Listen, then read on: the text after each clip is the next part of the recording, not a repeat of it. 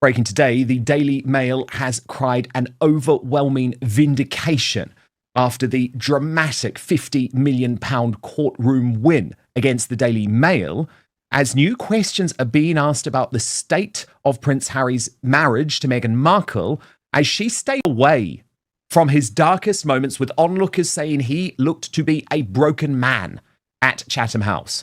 Let me show you the front page of today's Daily Mail. A historic headline, one word, vindicated.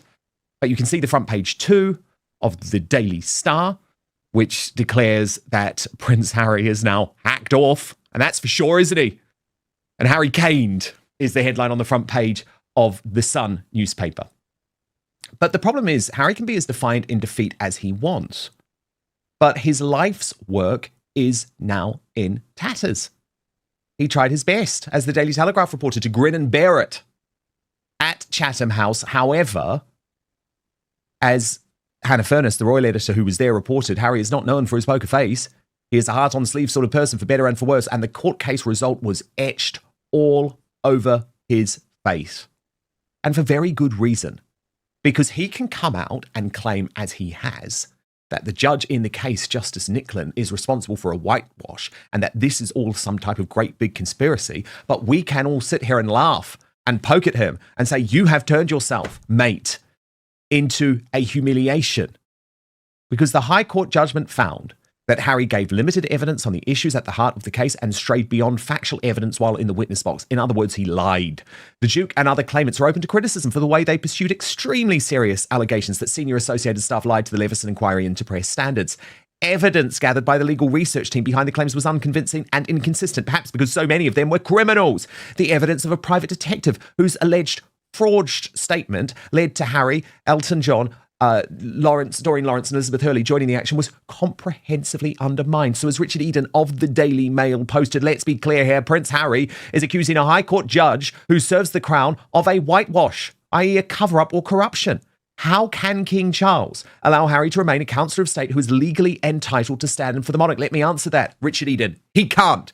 Calvin Mackenzie, former Sun editor, writing, grateful if Harry would take his unpaid legal bills, his conceit, his hatred of the UK, and his heartlessness to his sick father and F off back to Montecito. Andrew Fox described the situation as remarkable and added, importantly, remember, in a civil case, the burden is 51%, more likely rather than not. Harry couldn't even prove that. He added, it's so sad. I remember him at Sandhurst as a lovely bloke, but thicker than multiple planks. I hope whoever is advising him gets a grip. The problem is there's one person advising him. Her name, Meghan Markle. And Charlotte Griffiths, the editor-at-large of the Daily Mail, says that it is really shocking that Meghan Markle chose not to be by Harry's side as the Duke of Delusion suffered through this humiliating loss all on his own. So she wasn't by his side for this really momentous occasion. Yeah. And at 2 p.m. today, when we found out the results, he was doing a speech at Chatham House and his voice was shaking. He was all alone. He was clearly broken by the whole thing. Yeah. His wife wasn't by his side. But yeah, we may see her. We don't know for sure. We may see her in Birmingham for the Invictus Games event, which is to mark 1 year until the Invictus Games. Yet he's saying now that he's going to fight on. I don't exactly know what he means by that. From my understanding, he can't appear. The impact on these journalists has been utterly horrendous.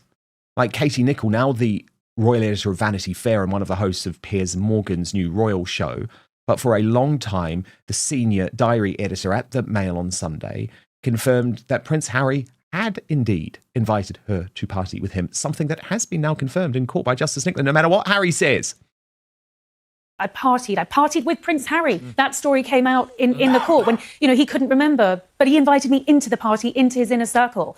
I did things the old-fashioned way, went and knocked on doors, curated contacts, got people on side. I remember being told when I was under questioning, but, the Queen's late cousin, Lady Elizabeth Anson, at the time was a woman in her 70s. Why on earth would she speak to you? This sort of sense of disbelief that these sorts of people would speak to us. Well, they did. And in all of those years I spent at the Mail on Sunday, I never witnessed anything in terms of what we were accused of doing. And the accusations were despicable. So I feel emotional. I feel vindicated, Piers, is how I feel. Well, you've been completely vindicated, as has the Mail, completely. So what happens if you're Comical Ali? If your Prince Harry's comical alley and Baghdad, or in this case, your Montecito mansion is collapsing, well, if you're Chris Ship of Woke ITV, you remind everyone, despite this terrible, humiliating, career-defining, reputation-destroying result, that Prince Harry has been right in the past. Oh, and by the way, he really likes me. He really likes me. He waved at me. Look at this. And remember, for Harry, he's won before against the publishers of The Sun and the publishers of The Mirror. This is the first time he's lost against a tabloid. And I was there today when he left that event he was at, the Invictus Games. I said to him, how painful was it to lose against the Mail? He stuck his thumbs up at me there, as you can see, got in his car and left. The other issue is, we spoke on this programme yesterday, didn't we, about the whole hoo-ha about where is he going to stay, where's he not going to stay. And one of the reasons Buckingham Palace gave for not staying at the Palace was, well, if you're going to make a statement after the case, what might you say? And therefore, where does it affect the King in terms of his constitutional position? Harry said today this was a whitewash, and he also criticised the judge, Mr. Justice Nicklin, a High Court judge. And remember, it's the judiciary. They dispense justice in the name of who? Of the King. You, sir, are an embarrassment. He is still, even now, shilling for Harry to get his security. Here, have a look at these pictures of Harry today leaving. They had to call some members of the police, the Metropolitan Police. Only 2 officers, as you can see there. But with the whole debate about his security, his team had to say, excuse me, there's so many press and members of the public here. This could become a public order offence. Let's get the police in. So lots of issues with Prince Harry, as ever, all coming together on one day today. There's no one there. They're journalists. He even posted this on X, saying, oh, it seems Prince Harry's team have asked the Met Police to help police the crowds, but had to admit that it is mostly media. And you can actually see that very clearly from this video. Space. These guys have been captured all the time fine because they've been there throughout. So if we can move them back now.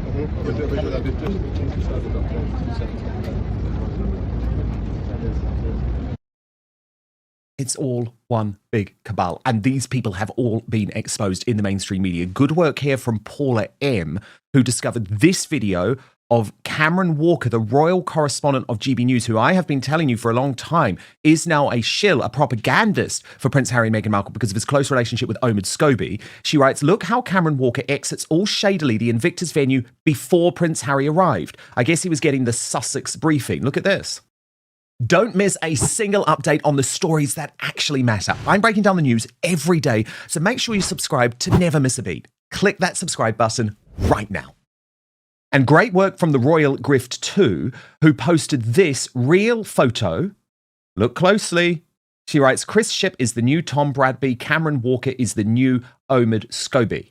In terms of the security, though, she's having a laugh for very good reason. So glad Prince Harry took police off the London streets from fighting crimes to manage this massive, massive crowd. It's journalists, look.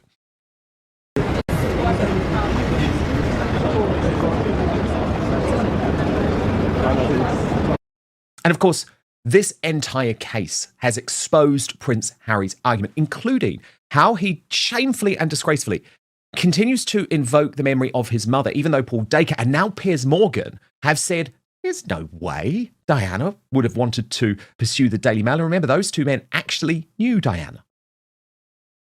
Diana used to call me regularly. I used to go around for lunch at Kensington Palace. She'd call me. I'd tape the calls and she knew I was taping her. I'd send her the copy of the story I was going to run. She would send it back with little amendments. I've got all this, right? So this idea that Prince Harry seems to want the public to buy into, that every story about him and his family has been gained illegally by terrible journalists, it's just not true. Well, it's been knocked out. Every single article was legitimately sourced, is Justice Nicklin's findings. Of course it was.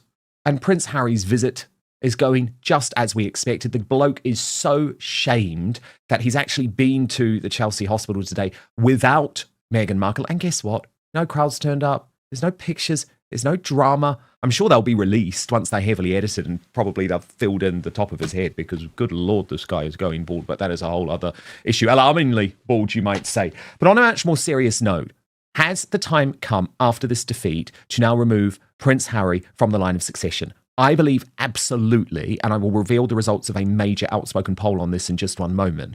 But my friend Alison Pearson, who is the star columnist of the Daily Telegraph, remember the Telegraph is the royal newspaper, is now writing what would previously have been unthinkable, demanding that it is time to remove Harry.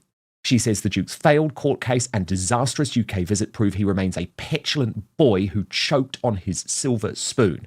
And she added, "You can bet the Sussexes will not be getting an invitation to the coronation of King William. My guess is the new monarch will act swiftly to create a smaller royal family, cutting Harry and his 2 children out of the line of succession altogether. And so say all of us. Archie and Lilibet are essentially Americans with no knowledge of this nation. Frankly, it is insulting that they carry British titles, which are all about cachet untethered to duty. No wonder Harry is now making a last-ditch attempt to re-ingratiate himself with Papa, tempting him with access to his own grandchildren to protect his inheritance. There's only one person to blame for this bitter state of affairs, an angry boy who choked on his silver spoon, deserted his responsibilities, trashed the monarchy, and railed against the invasion of his privacy, yet was perfectly happy to invade the privacy of his nearest and dearest for money. So that's not fair.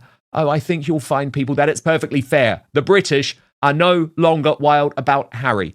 And that is absolutely true because over 40,000 of you have voted in my major poll on YouTube, where I asked, after today's devastating court loss versus the Daily Mail, should Prince Harry now be removed from the line of succession? 93% of you say yes, just 7% of you say no. So let's get to a very special royal superstar panel on this day of major breaking news. Royal YouTube sensation Steph, the Alter Nerd, and according to Taz with me. Tash, look, I believe this is now so serious for King Charles that the line of succession has to be considered, that the royal website has to be considered, absolutely the Councillor of State situation has to be considered. I mean, let's just think about the seriousness of what Harry has done overnight, Tash. In some ways, it's been missed because of the overwhelming nature of the verdict. But Harry has gone public and effectively suggested that his own father's justice system is crooked, that he has been subjected to a whitewash. I mean, this is the most serious claim. He is now such a liability to the royal family. And I'm sorry, Tash, more action does need to be taken, surely, by Charles. Oh, honestly, don't apologise to me over this one. I'm with this 100%. I mean, one thing that the king can absolutely do without the government, without having to get the ball rolling in that department, and let's be honest, Dan, our government's a complete shambles at the moment. They can't even get themselves together, let alone action in something as having Harry removed, having his dukedom removed, or removing him from the line of succession. But he can have him taken off the royal family website. This isn't the first time Harry has done this. We know that Harry is hot-headed. After he lost his final appeal to do with his security, we know he appeared on that BBC interview. There was no pushback, which was not really that shocking from the BBC. But the accusations that he levelled at his father, the British government, he attacked the government. He said it was an establishment stitch-up. We know that he's been lobbying 2 Home Secretaries, and Lord alone knows how many other people that he has been using his title to throw his weight around. And in this instance, I mean, it is really shocking. He's done a public statement attacking the judge, accusing the judge of corruption, of covering up illegal deeds committed by this media organisation. This is absolutely massive that he's done it. And I'm very surprised that Baroness Lawrence went along with it. But I did note it was only she and Harry that have agreed to do that joint statement together, because I think the others have gone, do you know what? That judge is going to decide exactly how much money we've got to pay out. It's time to maybe pipe down and keep our heads below the parapet here. Whereas Harry, well, I hope his bill gets doubled from this by the judge, and contempt of court. Publicly trashing a judge after that is just honestly mind-blowing. Absolutely, and I do want to come to the money implications in one moment, actually. But do you agree, Steph, that actually now is the time? Because I give Charles a huge amount of credit for slamming the doors to Buckingham Palace shut and actually locking the gate this week. But it worries me that this was so close to happening, Steph, because just imagine the optics if he had decided to record a video responding to this court case or deliver an interview from within rooms of Buckingham Palace. I mean, I would argue, Steph, that could then have become a constitutional crisis. Well, opinion, conspiracy theory, whatever, I think that was Hazard's plan all along, because he only wanted to stay in Buckingham Palace for one night on Tuesday night, not the full duration of his trip. Why would that be? It would be because, as far as I'm concerned, he wanted to then set up another interview, let's say, with the BBC, like he did last year when he lost his case for the security situation, but have it at Buckingham Palace and be like, oh, why, it didn't go in my favour because the judge is crooked, why. I think that's exactly what his plan was, that King Charles got onto it and, like you eloquently said, closed the gates, shut the door and was like, hell no, we are not falling for that BS whatsoever. Now, very quickly, you allude to his statement that he and Doreen Lawrence put out afterwards, after the judgment came over yesterday. For me, when I read it, it was all red flag city. in the sense of when you read that statement and you read between the lines, for me, I don't think this is over. I think somehow, some way, Prince Harry is going to fight this to the bitter end, exactly like he did with the security situation. He's going to try some way to try and appeal this. Well, what's interesting is Cameron Walker, who we spoke about earlier, who is now effectively the new Omid Scobie. I mean, I'm just so embarrassed about what GB News has become, but that is a whole other conversation. Imagine when I was at GB News becoming the propagandist for these two. But he actually went on air this morning, live on air, and said that Harry's team have not decided if they are going to appeal or not, which is astonishing. Tash, it very much seems like Charlotte Griffiths is correct on Meghan Markle choosing to stay away for this London part of the trip, not because of security, but because she did not want to be dragged into Harry's courtroom humiliation. I think she very much knew he was going to lose and is doing a bit of I told you so, because remember, Tash, she was meant to be at Chelsea Hospital today. In the famous operational notes that were sent to all of the little propagandists on the WhatsApp group, that was meant to be Meghan's big moment, and she wasn't there. And she wasn't there yesterday either, by the way, when he was having some type of breakdown. It's not the first time, though, when there was backlash to do with Spare, when Harry lost multiple times to do with the security court case, when he was in the UK. Whenever Harry has ever needed his wife, probably a good hug, like we saw recently with Catherine coming down that mountain and Prince William being there to give her such a loving embrace, Meghan is never, ever there to support her husband when he needs her. Everybody, including Harry, everybody's got to coddle Meghan, but she should have been there, at the very least, even if she didn't want to make an appearance. You think, given that she is supposed to know the fragile state of mind her husband has been put in by all of this stress, because she often parrots this as well. But there's never any concern for Harry. She's the most targeted woman. She's the most bullied woman. She's the biggest victim out of them. And Harry probably could have done with a bit of support from her, because let's be honest, he's not got many other people in his life willing to stick their neck out and to support him, because he's destroyed all of his relationships. But for Meghan to not be there, even in the background, that to me is not a good marriage. That is not a loving marriage. Even if my husband didn't want to go to an event, if he knew there was potential of me being upset at an event or something potentially upsetting me, he would have been waiting in the wings. That's what you do in a marriage. But Harry is always there for Meghan, and she is never, ever there for him when he needs her. And I think that's very, very telling about the true nature of their marriage. And I don't think it's a happy one. Yeah, Steph, the Alter Nerd, Charlotte Griffiths telling me that actually the rows, what she describes as stand-up rows between Prince Harry and Meghan Markle are becoming ever more common. And she says the marriage is now toxic. Not surprised. The marriage has been toxic pretty much right from the beginning. The relationship has been toxic right from the start. If you're to believe that Meghan Markle actually targeted Prince Harry through her Soho contacts, Marcus Anderson, this, that, and the other, and that she never really married for love. She married for money, status. But then when she found out that Prince Harry wasn't the billionaire that she thought he was going to be, then whoopsie, we're going to have to leave the royal family and go to pastures new in Hollywood to make our billions there. Well, look how that's turned out, right? For an alleged narcissistic nutbag from hell, when anything goes wrong in her life, what is she to do? Blame everyone but herself. Now, Harry's on the hook for a large portion to pay over £50 million in court cases, from this court case, apologies. Money which, if you're to believe the reports, Hazard and Megsy really don't have anymore. No, although I do think a large proportion of it will be covered by insurance, but Charlotte Griffiths says all of that is being ironed out over the next few weeks. I do also feel a little bit mean doing this, but there is a big but, which is that he started it, okay? He started it when he spoke about William's alarming baldness in Spare. And it was actually Andrew Lawrence who found the picture. He's a brilliant comedian here in the United Kingdom. And he wrote, effing hell, mate, Clippers, #1 all over. And then this video has been released showing Harry's very alarming baldness on the way in to Chatham House. And again, I actually don't belittle it really, because we know this is something that very much gets to Harry, Tash, like it is a big, big problem for him. And I think it all is part of this idea that he has unraveled and that the life that he expected to be this sort of young Hollywood heartthrob has not worked out. And I actually do think, in all seriousness, once it gets to that point, you should do a William. William just shaved it all off and then he had his renaissance. Yeah, Prince William definitely aging like a fine wine, whereas Harry is more like spilt milk. It's unfortunate for Harry.